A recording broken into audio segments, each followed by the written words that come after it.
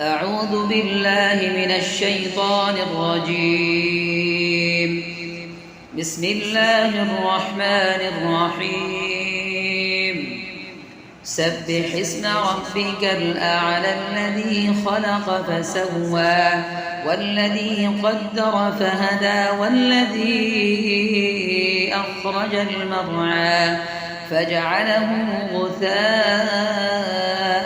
أحوى سنقرئك فلا تنسى إلا ما شاء الله إنه يعلم الجهر وما يخفى ونيسرك لليسرى فذكر إن نفعت الذكرى سيذكر من يخشى ويتجنبها الأشقى الذي يصلى النار الكبرى ثم